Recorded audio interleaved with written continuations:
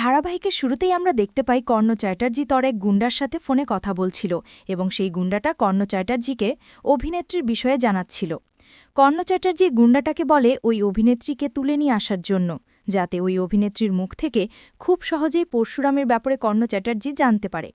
পরের সিনে গুন্ডাগুলো কর্ণ চ্যাটার্জির কথা মতো অভিনেত্রীকে ফলো করতে থাকে। সেই সময় সেখানে শিবপ্রসাদ চলে আসে এবং ওই গুন্ডাগুলোকে মেরে ফেলে। অভিনেত্রী এইসব দৃশ্য দেখে ঘাবড়িয়ে যায়। এরপর শিবপ্রসাদকে জিজ্ঞাসা করে, এসব কি হচ্ছে, আমি কিছু বুঝতে পারছি না। শিবপ্রসাদ বলে, আপনি ভয় পাবেন না, এখন থেকে এই পরশুরাম আপনাকে সবসময় রক্ষা করবে। আপনি নিশ্চিন্তে শুটিংয়ে চলে যান, শুধু একটা কথা মাথায় রাখবেন, আপনি কিছু দেখেননি, কিছু জানেন না। এরপর অভিনেত্রী চলে গেলে শিবপ্রসাদের কাছে লাড্ডুর ফোন আসে। লাড্ডু তার বাবাকে বলে, তুমি নিশ্চয় ফাইট করছিলে, তাই না মাম্মি? কে যারা গুলি করেছে তুমি তাদের সাথে ফাইট করেছ? শিবপ্রসাদ বলে, হ্যাঁ। লাড্ডু বলে, আমি বড় হয়ে তোমার মতো অফিসার হব।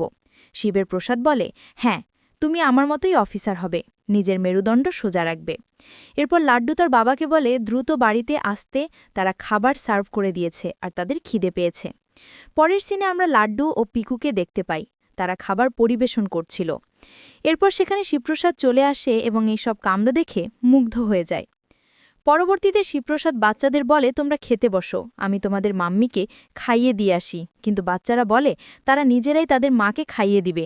এটা শুনে শিবপ্রসাদ অনেক খুশি হয়ে যায় এবং বাচ্চাদেরকে উৎসাহ করে নিজের কাজ নিজেই করতে। এরপর বাচ্চারা চলে গেলে শিবপ্রসাদের কাছে কর্ণ চ্যাটার্জির ফোন চলে আসে। কর্ণ চ্যাটার্জি শিবপ্রসাদকে বলে সে পরশুরামকে ঠিক খুঁজে বের করবে কয়েক ঘন্টার মধ্যেই, আর সে আবারও তটিনীকে মারার হুমকি দেয়। শিবপ্রসাদ বলে, তাহলে আপনার এনজিওর আড়ালে যে ঘটনা ঘটছে সে সবকিছু বেরিয়ে আসবে। পরের সিনে আমাদের মুখার্জি বাড়িতে দেখানো হয়। সেখানে দীপালি সত্যজিৎ মুখার্জিকে বকাবকি করছিল তার মেয়েকে দেখতে না যাওয়ার জন্য। কিন্তু সত্যজিৎ মুখার্জি আক্ষেপ নিয়ে বলেন তার অমন কোনো মেয়ে নেই, সে ওই মেয়েকে মানুষ করতে পারেনি। এরপর সেখানে জিৎ মুখার্জি আসে এবং সেও অনুরোধ করে যাতে তটিনীকে একবার ফোন করে তার খোঁজ নেয়। কিন্তু সত্যজিৎ মুখার্জি জিৎ মুখার্জির সাথেও রাগ দেখাতে থাকে এবং বলে, তোর এই পরিণতি দেখে আমি অবাক হয়ে যাচ্ছি।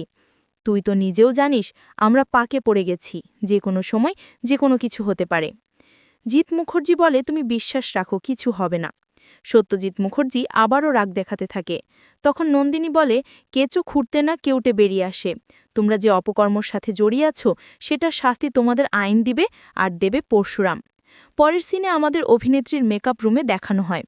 সেখানে কর্ণ চ্যাটার্জি তাকে জিজ্ঞাসাবাদের জন্য গিয়েছিল পরশুরামের ব্যাপারে, কিন্তু অভিনেত্রী বলে সে কিছুই জানে না, কিছুই দেখেনি। অভিনেত্রী মুখ না খোলায় কর্ণ চ্যাটার্জি তাকে হুমকি দিতে থাকে। ঠিক সেই সময় অভিনেত্রী শিবপ্রসাদকে ফোন করে সবটা জানিয়ে দেয়। পরবর্তীতে শিবপ্রসাদ কর্ণ চ্যাটার্জির সাথে কথা বলে এবং সেখান থেকে চলে যেতে বলে, কিন্তু কর্ণ চ্যাটার্জি জানায় সে যাবে না। শেষ সিনে কর্ণ চ্যাটার্জি আবারও অভিনেত্রীকে জোর জবরদস্তি করতে থাকে মুখ খোলানোর জন্য, কিন্তু অভিনেত্রী কিছুতেই বলতে চায় না। তখন কর্ণ চ্যাটার্জি বলে, অভিনেত্রীর তো মৃত্যু হতেই পারে। এ কথা শুনে তো অভিনেত্রী ঘাবড়িয়ে যায়। তো বন্ধুরা, এই ছিল আজকের আপডেট। পরবর্তী আপডেট পেতে আমাদের চ্যানেলটি এখনই সাবস্ক্রাইব করুন।